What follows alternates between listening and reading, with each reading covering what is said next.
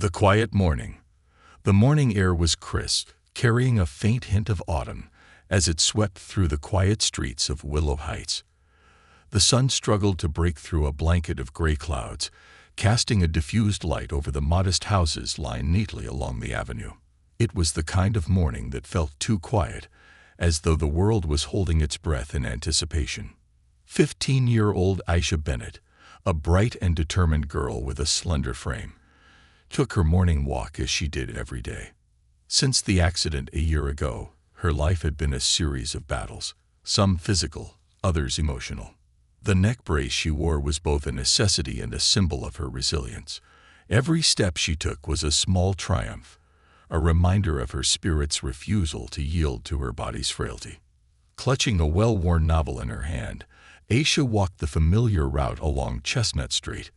The book was her favorite, an adventure story filled with daring heroes and impossible odds, a source of escape and inspiration. For Aisha, these walks were a slice of freedom in a world that often reminded her of her limitations. She breathed deeply, her heart lightened by the simple act of movement. But that morning was different. The stillness carried an edge of unease that Aisha couldn't quite place. She paused briefly near the corner store, its window displays reflecting muted autumn colors. A faint chill ran down her spine, but she shook it off and pressed on. A low rumble of an approaching car broke the silence, and a patrol car slowed as it neared her. Aisha instinctively stepped aside, thinking it was passing by, but it came to an abrupt stop right in front of her. The door slammed open, and out stepped Officer Greg Mathers, a man whose reputation for ruthlessness was well known in the community. He was tall and broad-shouldered, with a hard, impassive stare that seemed to take in every detail about a person and judge them instantly. His uniform was pristine, his badge polished to a gleam, but his demeanor carried an air of menace. As he stepped toward Aisha, the crunch of gravel under his boots seemed unnaturally loud. "You," he said, his voice gruff and commanding. "What are you doing here?" Aisha froze, caught off guard. "I'm just walking," she replied softly, her words uncertain. Her gaze dropped to the pavement, hoping to avoid further scrutiny. Mathers's eyes narrowed. "Just walking," he repeated, his tone laced with skepticism. "Where's your ID?" I didn't bring it," Aisha stammered. "I live nearby." Her explanation seemed to irritate him further. He stepped closer, his presence overwhelming. "You think you can just wander around without identification? You think the rules don't apply to you?" Aisha opened her mouth to respond, but no words came out. Her hands instinctively tightened around her book, seeking comfort.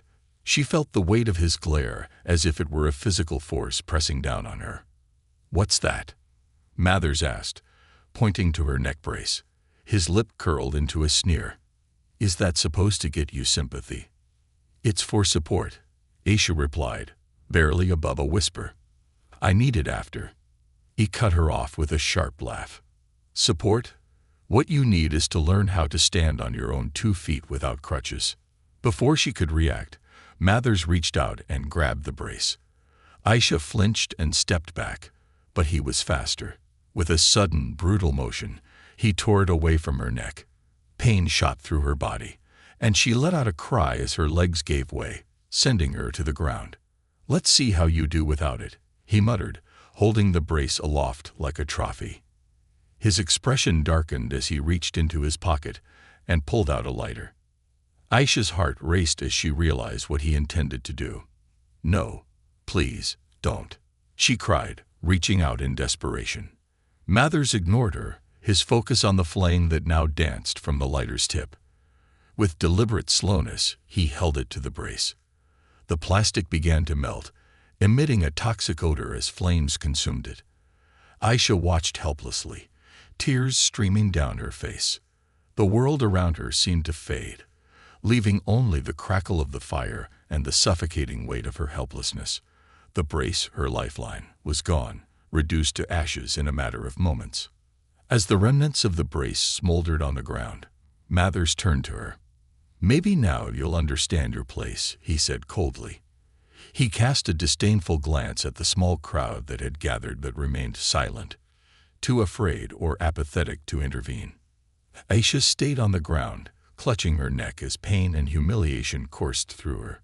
But amid the anguish, a spark of defiance flickered in her chest. Mathers might have taken her brace, but he hadn't taken her will. The story of that quiet morning would ripple far beyond the desolate street. For Aisha, this was the start of a journey she hadn't anticipated, one that would test her resolve and reshape her destiny. A father's resolve. News of the incident spread quickly through the small town of Willow Heights. By evening, snippets of the story had made their way to Marcus Bennett, Aisha's father, a man known for his unrelenting commitment to justice and equality. Marcus was not just a father. He was a community leader and a state senator with a reputation for standing up against systemic injustice. When he learned what had happened to his daughter, his world narrowed to a singular focus: making things right.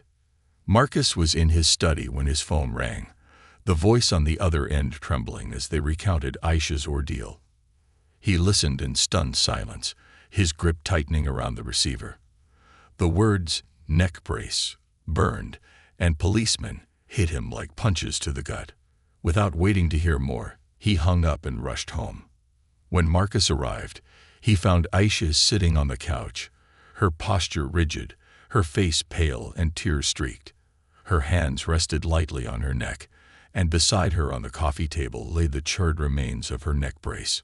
She turned toward him, her eyes filled with pain and a hint of something else, something that looked like quiet defiance.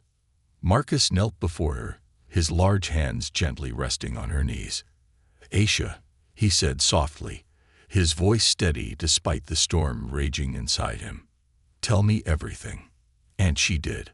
Haltingly at first, but with growing determination, Aisha recounted every detail of her encounter with Officer Mathers. Her father listened intently, his jaw tightening as the story unfolded. When she described the moment Mathers set her brace on fire, Marcus closed his eyes briefly, a deep breath escaping through his nose. When Aisha finished, silence hung between them for a moment. Marcus finally stood, his face a mask of steely resolve. "What he did was wrong," he said firmly, "and he will be held accountable. I promise you that." Aisha looked at him, her voice trembling. "But Dad, what if no one listens? People like him, they always get away with it." Marcus crouched again, meeting her gaze. "Aisha, I've spent my life fighting men like him. Trust me when I say, this time, he won't get away. Not when it's you." That night, Marcus made calls, first to his legal team, then to allies in the community. He spoke with civil rights organizations, activists, and journalists, laying out the horrific details of what had happened to his daughter. By morning, the story was everywhere. The awakening of a community. In the days that followed, the small town of Willow Heights found itself thrust into the national spotlight. Videos of the incident surfaced online, filmed by bystanders who had initially done nothing to help, but now saw an opportunity to expose the truth. The grainy footage showed Mathers ripping the brace from Aisha's neck and setting it ablaze, his mocking voice audible over her cries. The public was outraged. Protests erupted almost overnight. What had begun as a small gathering outside the police station quickly grew into a full-blown movement. Justice for Aisha signs appeared in windows and on social media. People who had been silent in the face of injustice found their voices, galvanized by the bravery of a young girl who had endured so much. Aisha watched the events unfold from her living room, her heart heavy, but also filled with an unfamiliar sense of hope. For the first time, she felt that her pain might lead to something meaningful. She began to see herself not just as a victim, but as a catalyst for change. Still, she struggled with the fear and humiliation that lingered in the wake of the incident. Her neck ached constantly without the brace, and she avoided going outside, afraid of encountering Mathers or someone like him. But as the days passed, her father encouraged her to speak out. "You don't have to do this," Marcus said one evening as they sat at the kitchen table. "But if you're ready, your voice could make a difference." Aisha hesitated. "What if no one believes me?" What if it just makes things worse? Marcus reached across the table and took her hand. The truth is powerful, Aisha, and you have so many people standing with you now. You're not alone. Her father's unwavering belief in her gave her the courage to agree. Together, they prepared for her first public statement. Facing the public. On a chilly Saturday afternoon, Aisha stood before a crowd gathered in the town square. Hundreds of people had come to hear her speak, their faces a mix of anger and compassion. She felt the weight of their expectations, but as she took a deep breath, she remembered her father's words. The truth is powerful. With her father standing behind her, Aisha stepped up to the microphone. Her voice trembled at first, but as she spoke, it grew stronger. She described the fear she had felt, the pain of losing her brace, and the humiliation of being treated as less than human. She spoke not just for herself, but for everyone who had ever been silenced or overlooked. "I'm not here because I'm strong," she said, her voice echoing through the square. "I'm here because I'm tired of being told I'm weak. Tired of being told I don't belong. And tired of people like Officer Mathers thinking they can treat people like me, people like us, with cruelty and get away with it." The crowd erupted in applause, their cheers a testament to the power of her words. Aisha stepped back, tears streaming down her face as her father hugged her tightly. The fight for justice. Meanwhile, Marcus worked tirelessly to ensure that Mathers faced consequences. He filed formal complaints with the police department, demanded an independent investigation, and pushed for legislative reforms to address systemic abuse. His position as a senator gave him the platform to bring the issue to the State House, where he argued passionately for accountability and change. Mathers, for his part, initially dismissed the allegations, confident that the system would protect him as it always had. But as the evidence mounted and public pressure grew, his confidence began to waver. The police department placed him on administrative leave, and a grand jury was convened to determine whether he would face charges. For Aisha, the journey was far from over. There were still sleepless nights, moments of doubt, and a lingering physical pain that reminded her of what she had lost. But she also found strength in the support of her community and the knowledge that her voice had sparked a movement. The echo of courage. The grand jury announcement loomed on the horizon, and the entire town of Willow Heights seemed to pulse with anticipation. Protests had grown larger, their chants reverberating through the streets like a heartbeat. The fight for Aisha Bennett's justice was no longer just about her. It had become a symbol for countless others who had been victims of abuse, silenced by fear, and forgotten by a system meant to protect them. Aisha, however, was navigating her own internal battle. She sat in her room, the curtains drawn, the dim light of her desk lamp casting long shadows across her walls. The headlines blaring her name filled her phone's screen. Bravery amid injustice. A teen's stand. She should have felt proud, but instead, she felt exposed. Her pain, her humiliation, her life. It was all out there for the world to dissect. Her father knocked softly on her door before entering, holding a tray with a bowl of soup and a slice of bread. "You've barely eaten today," Marcus said, placing the tray on her bedside table.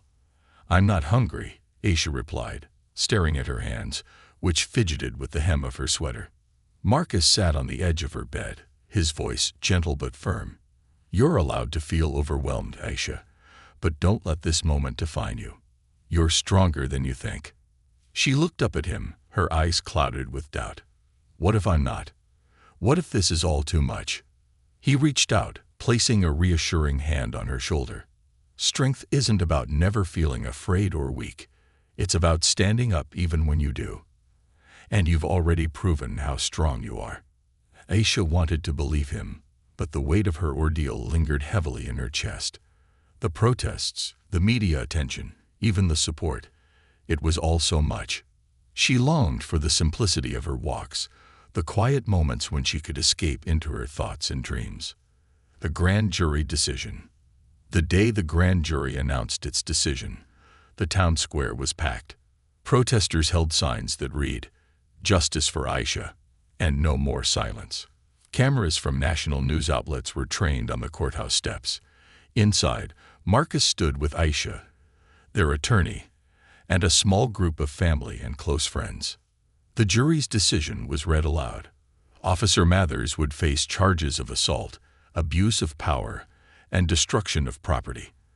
A collective cheer erupted outside the courthouse as the news spread. Marcus let out a sigh of relief, pulling Aisha into a tight hug. But Aisha's face remained stoic. "It's not over yet," she said softly. She knew the road ahead would be long. A trial would mean reliving the trauma, facing Mathers in court, and enduring scrutiny from his defenders. The thought was daunting, but she also felt a flicker of determination. She wasn't just fighting for herself anymore. She was fighting for something bigger. The unlikely allies. As the trial preparations began, Aisha found herself surprised by the outpouring of support from unexpected places. Community leaders, activists, and even strangers reached out, sharing their own stories of injustice and offering words of encouragement. One day, as she walked through her neighborhood with her father, a woman stopped her on the sidewalk. "Excuse me, Aisha," the woman said hesitantly. Aisha turned, nodding. "Yes?" The woman's voice trembled. "I just wanted to say thank you. My son, he went through something similar last year, but we didn't have the courage to speak out. What you're doing, it matters." Aisha's eyes widened. "I'm so sorry about your son. Is he okay?" The woman nodded. "He's okay now, but it changed him. It changed all of us. Seeing you stand up, it gives us hope." The encounter left Aisha both humbled and emboldened. She realized that her fight was no longer just about what had happened to her. It was about creating a world where people like her, and like the woman's son, wouldn't have to live in fear. The trial begins. The courtroom was packed on the first day of the trial. Aisha sat beside her father and their attorney, her heart pounding as Mathers entered the room. He wore a suit, his expression neutral, but his eyes betrayed a flicker of unease as they swept the room and landed on her. The prosecution opened with a powerful statement, detailing Mathers' actions and the systemic abuse his behavior represented. They called witnesses who had seen the incident, their testimonies painting a vivid picture of Mathers' cruelty and Aisha's vulnerability. When Aisha took the stand, the room fell silent. She spoke slowly, her voice steady despite the lump in her throat. She described the fear she felt when Mathers approached her, the pain of losing her brace, and the humiliation of being treated as though her life didn't matter. "I'm not just fighting for myself," she said, her gaze sweeping the courtroom. "I'm fighting for everyone who's ever been told they're less than, who's ever been silenced by fear. People like Officer Mathers need to be held accountable, not just for what they did to me, but for what they've done to so many others." Her testimony was met with a mix of tears and applause from the audience, though the judge quickly called for order. A turning point. As the trial progressed, the defense attempted to paint Mathers as a dedicated officer who had acted out of frustration rather than malice. They argued that his actions, while regrettable, were not reflective of his character. But the evidence and witness testimonies told a different story. Videos of the incident, Mathers' history of complaints, and his own dismissive attitude toward accountability painted a damning picture. The most powerful moment came when another young woman, a former victim of Mathers, came forward to testify. Her story mirrored Aisha's in chilling detail, revealing a pattern of behavior that could no longer be ignored. Her courage to speak out bolstered the case against Mathers, turning the tide firmly in Aisha's favor. The verdict. After weeks of testimony and deliberation, the jury returned with a verdict.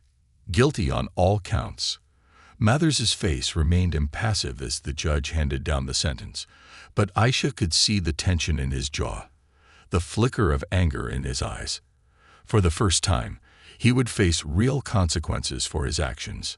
The courtroom erupted in cheers, and Marcus hugged his daughter tightly, his voice full of pride. "You did it, Aisha. You stood up, and you made a difference." But Aisha shook her head. "We did it," she corrected. "All of us." A new dawn. The verdict in Officer Greg Mather's trial reverberated far beyond the courtroom. Willow Heights, a town once known for its quiet streets and slow pace of life, had become a symbol of resilience and justice. Aisha Bennett's story inspired thousands, and her name became synonymous with courage. But for Aisha, the journey was far from over. In the weeks following the trial, Aisha began to confront the deeper scars left by the incident. The physical pain from the absence of her neck brace was a constant reminder of what had happened, but the emotional wounds were harder to navigate. She found herself replaying the encounter in her mind, questioning her every move. Could she have avoided it? Should she have done something differently? Her father, Marcus, noticed her retreating into herself and decided it was time for a change.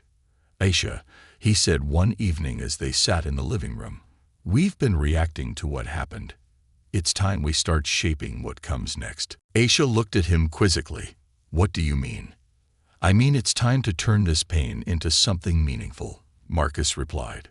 "Your story has opened people's eyes, but now we need to make sure it leads to real change. Building a movement." Together, Aisha and Marcus began working on what they called the RISE Initiative, a program designed to address systemic abuse and empower marginalized communities. They partnered with civil rights organizations, educators, and legal experts to create workshops and outreach programs. The goal was not only to hold individuals like Mathers accountable, but also to dismantle the structures that allowed such behavior to persist. Aisha threw herself into the work, finding solace in its purpose.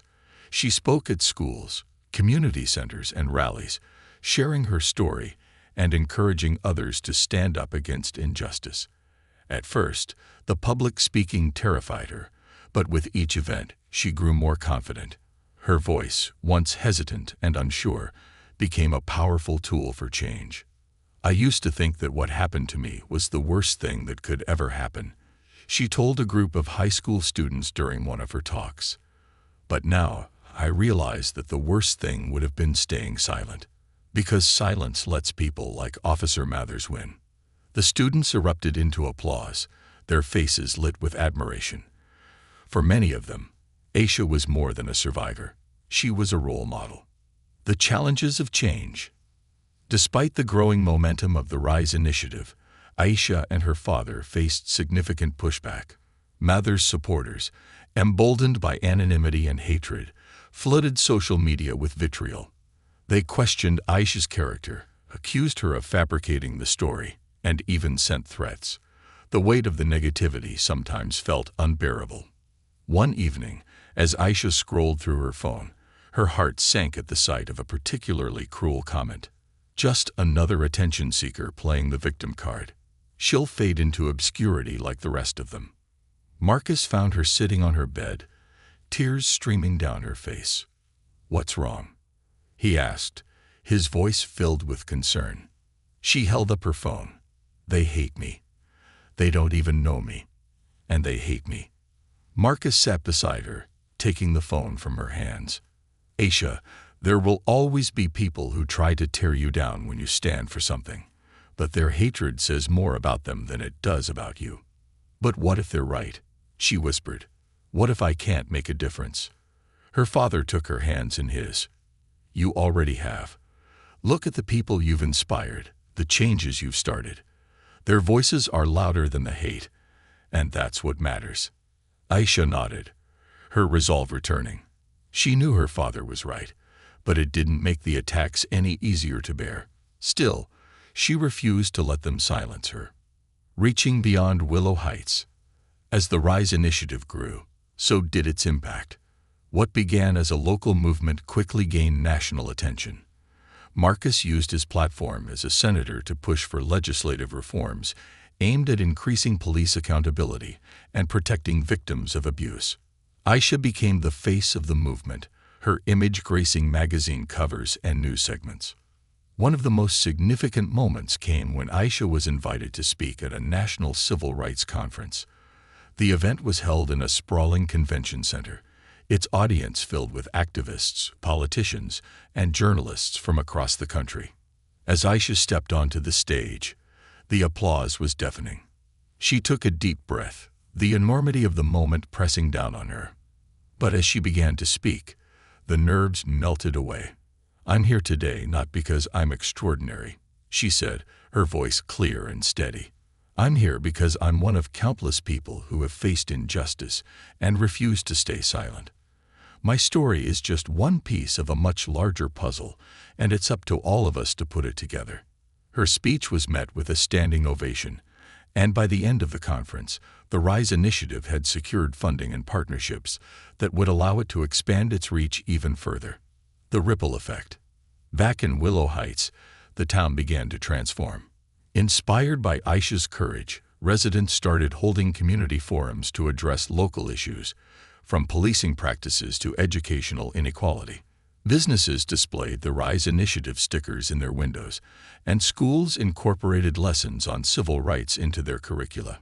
Aisha's former classmates, who had once seen her as just a quiet girl with a neck brace, now treated her with admiration and respect.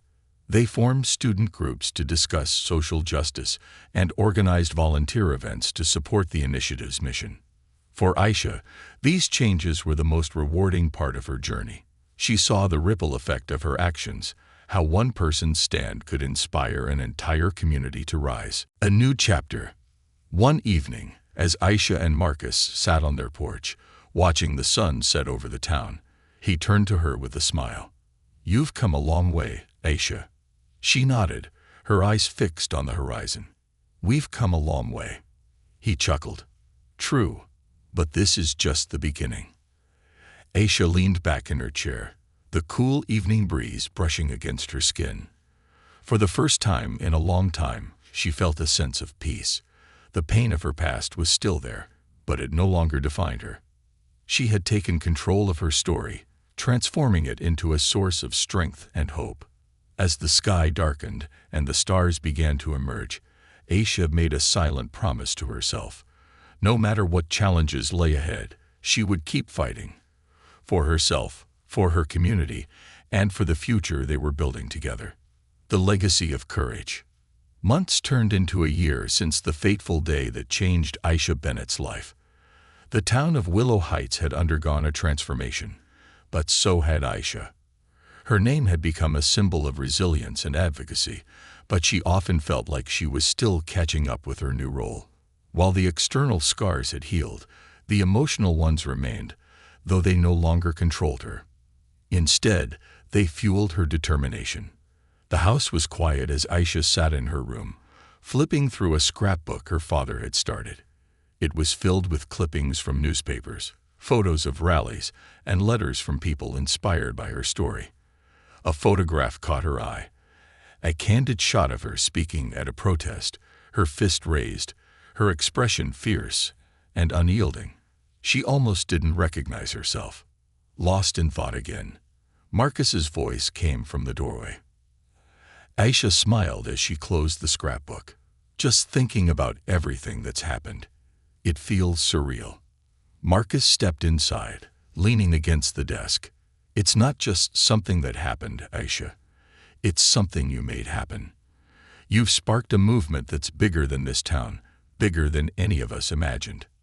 "But is it enough?" Aisha asked, her voice tinged with doubt. "There's still so much to fix, so many people who need help. It's a marathon, not a sprint," Marcus said. "Change takes time, but every step matters. And you've already taken more steps than most people ever dare." Confronting the system. The fight for systemic change had moved to a new phase. Marcus had introduced legislation designed to increase police accountability and reform policies around the treatment of marginalized communities. Dubbed the Bennett Bill, it aimed to establish independent oversight for police misconduct cases and implement stricter penalties for abuse of power.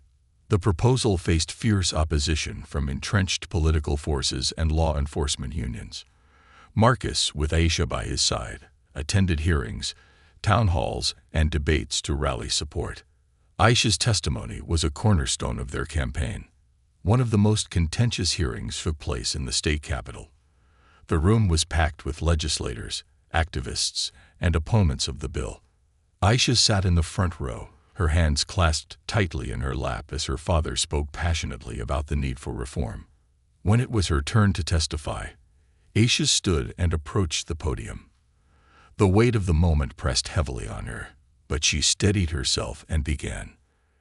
"Last year, I was told I didn't matter," she began, her voice calm but resolute.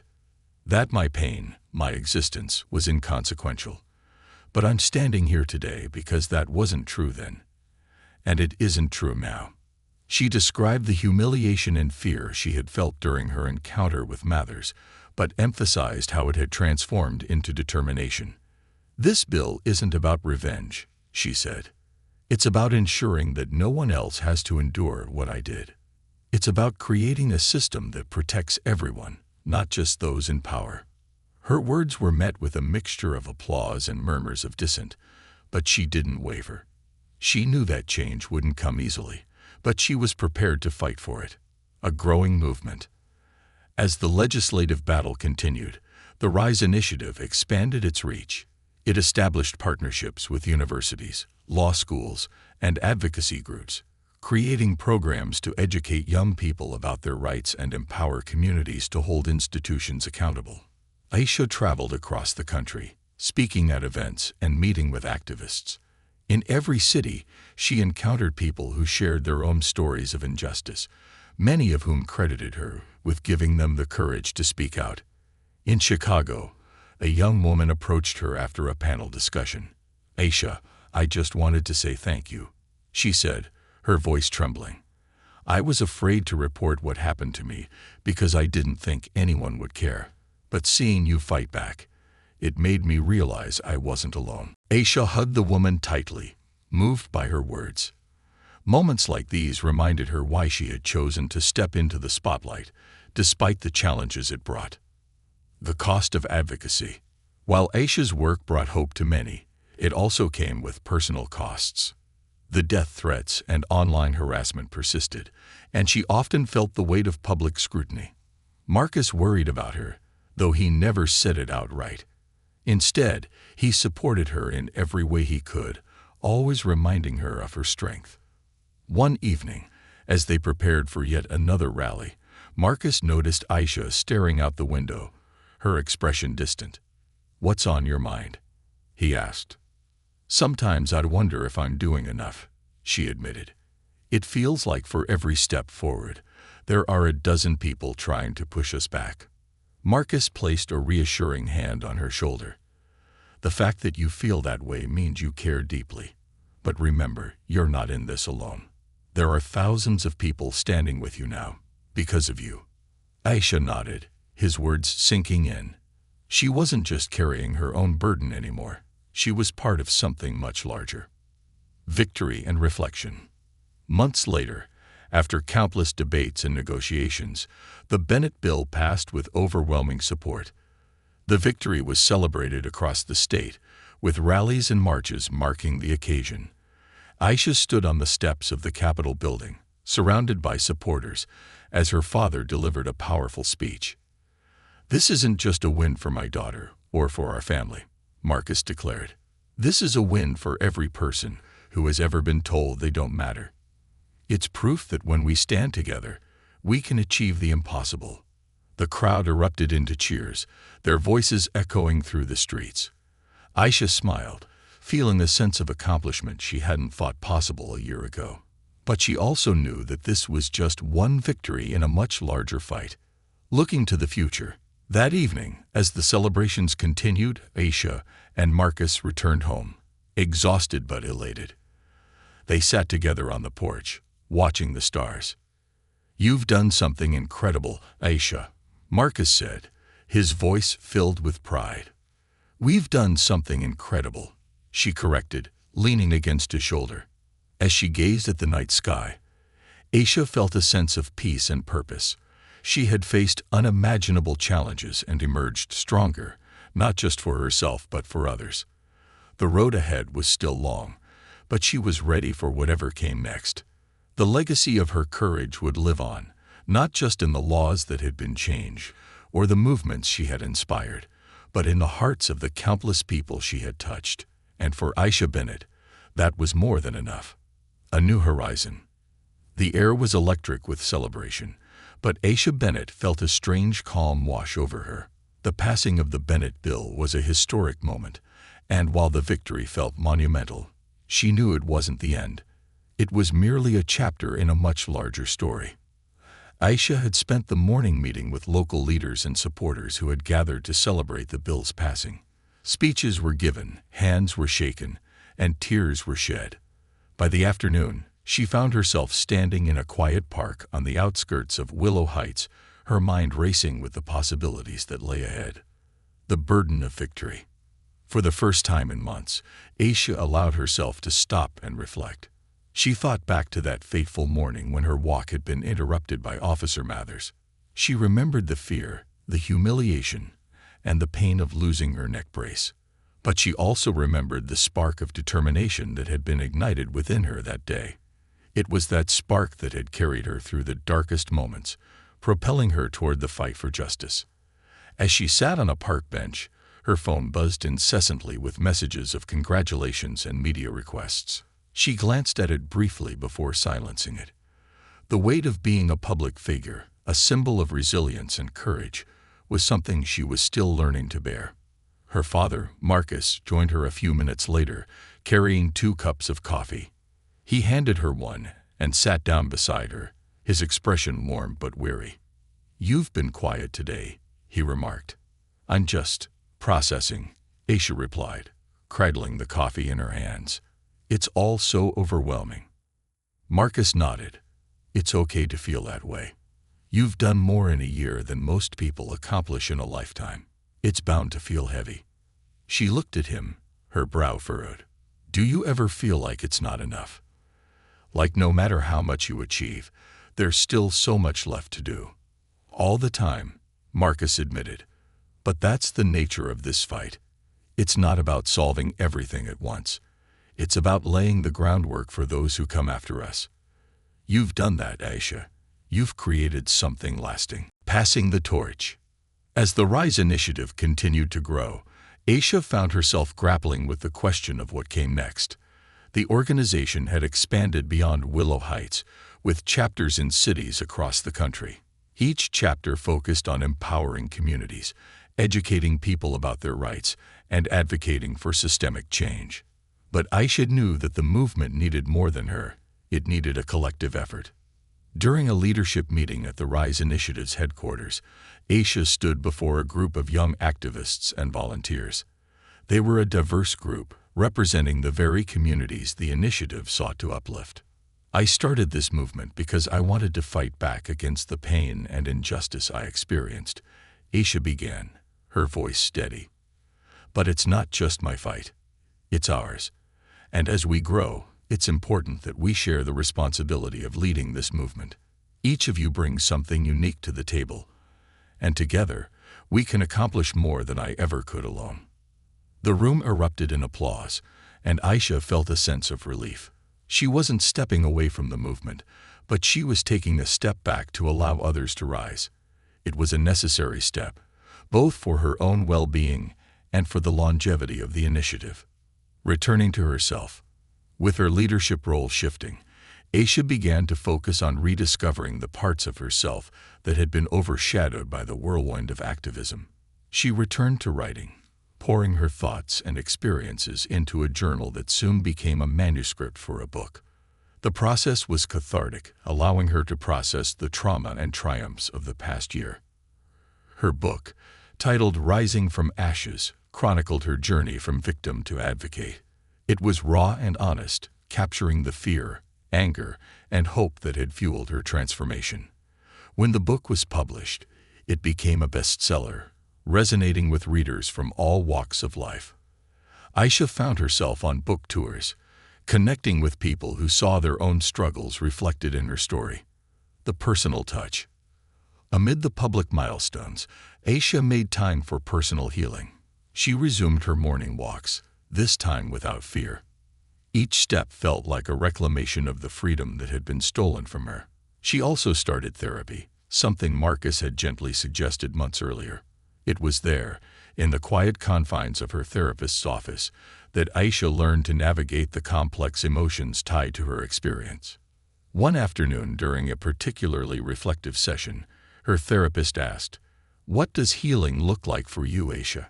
Aisha thought for a moment before replying, "I think it looks like balance, finding a way to keep fighting for what's right, while also taking care of myself. It's about letting go of the idea that I have to carry everything alone." The therapist smiled. "That's a powerful realization. Healing isn't about erasing the pain. It's about learning to live fully despite it. A future reimagined." As the second anniversary of the Bennett Bill's passage approached, Aisha and Marcus organized a community event to celebrate the progress that had been made and to reflect on the work still ahead. The event was held in Willow Heights' newly renamed Bennett Park, a testament to the town's transformation. Standing on a stage adorned with flowers and banners, Aisha addressed the crowd. "2 years ago, I couldn't have imagined standing here today. Back then, I felt powerless, like my voice didn't matter. But together, we proved that change is possible. We've come so far, but our journey isn't over. Let's keep walking this path together." The crowd erupted into cheers, their energy infectious. As Aisha stepped down from the stage, she felt a profound sense of gratitude. She had turned her pain into purpose, and in doing so, she had found a new version of herself. Epilogue. Years later, Aisha Bennett's name would be etched in history books as a symbol of resilience and justice. But for Aisha, her legacy wasn't about fame or recognition.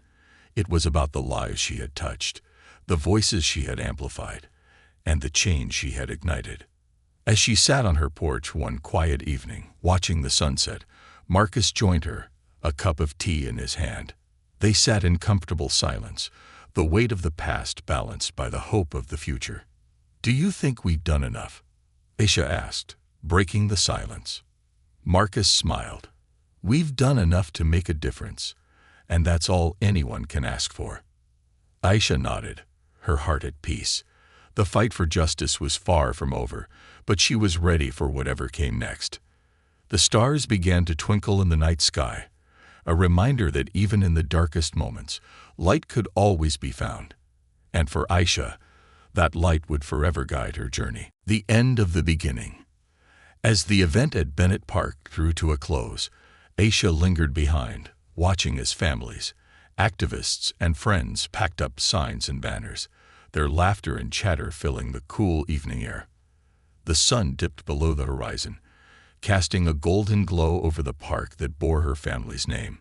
It felt surreal, as if the past 2 years had been a whirlwind of emotions, victories, and challenges, leading her to this moment. Marcus joined her, carrying 2 steaming cups of cider from one of the nearby vendors. "Thought you might need this," he said, handing her a cup. She smiled, taking a sip. The warmth spread through her, grounding her in the present. "Thanks, Dad. It's been a day. A day to remember," he said, his eyes scanning the park. "Look at this, Aisha. All of this because you decided to stand up." Aisha glanced around, taking in the scene. Children played on the swings, teens sat in small groups discussing plans for future events, and adults mingled, their conversations filled with hope and determination.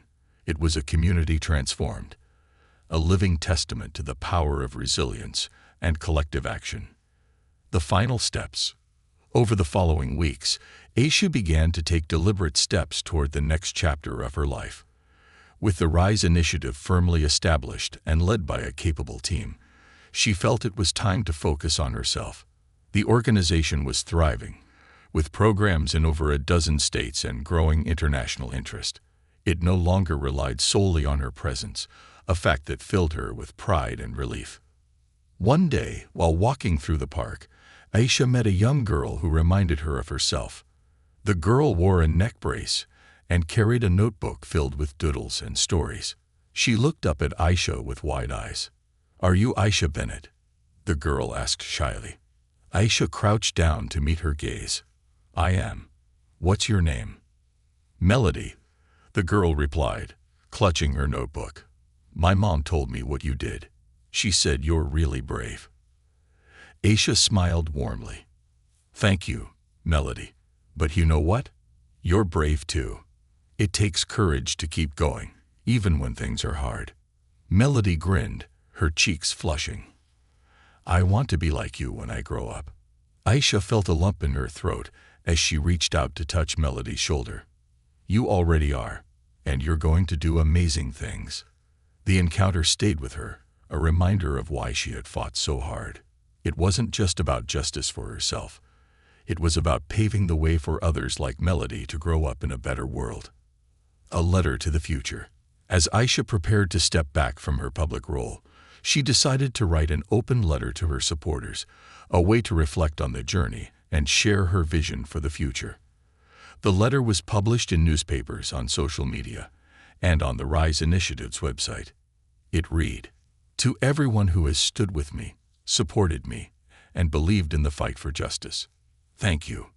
2 years ago, my life was changed forever. What began as a moment of fear and pain became the catalyst for something I never could have imagined. A movement rooted in courage, resilience, and the unwavering belief that we can create a better world. This journey has not been easy. There were days when I doubted myself, when the weight of the fight felt too heavy to bear. But every step of the way, I was reminded that I was not alone. Each of you, whether you marched, spoke out, or simply shared a kind word, helped carry that weight with me. As I step back from the forefront of this movement, I do so with the knowledge that it is in capable hands. The Rise Initiative is no longer just my story, it's ours. It belongs to every person who has ever faced injustice and refused to stay silent. It belongs to the next generation, who will take this work further than we ever dreamed. My hope is that we never stop rising, that we continue to demand accountability, to fight for equality, and to believe in the power of our collective voices. The road ahead will not be easy, but I know that together, we are unstoppable. With gratitude and hope, Aisha Bennett. The letter went viral, touching hearts across the nation. Messages poured in from people inspired by her words, reaffirming the impact she had made. A legacy of hope. Years later, Aisha stood on the steps of her old high school, now renamed Bennett Academy for Leadership and Justice. The school had become a hub for educating young leaders, its curriculum infused with lessons on civil rights, advocacy, and the importance of community. She was there to speak to the graduating class, her first public appearance in years. As she stood at the podium, looking out at the eager faces of students ready to take on the world, she felt a deep sense of fulfillment. My story began here, she said, her voice steady. Not in this building, but in the belief that even the smallest voice can create ripples of change. Today, you all have the chance to be that voice, to rise above fear, to stand for what's right, and to create a future we can all be proud of.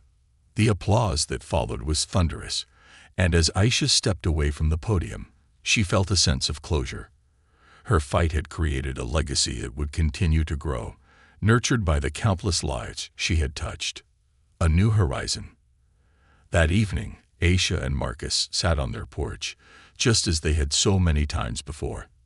The air was warm, and the sky was painted with the vibrant colors of the setting sun.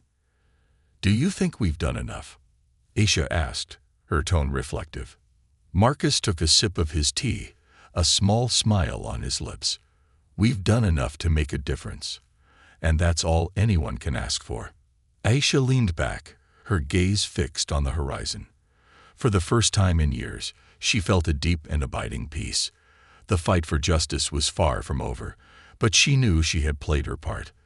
The light of the stars began to twinkle in the night sky, a reminder that even in the darkest moments, hope could always shine through. Her journey had come full circle, but it was only the beginning for those who would continue to rise.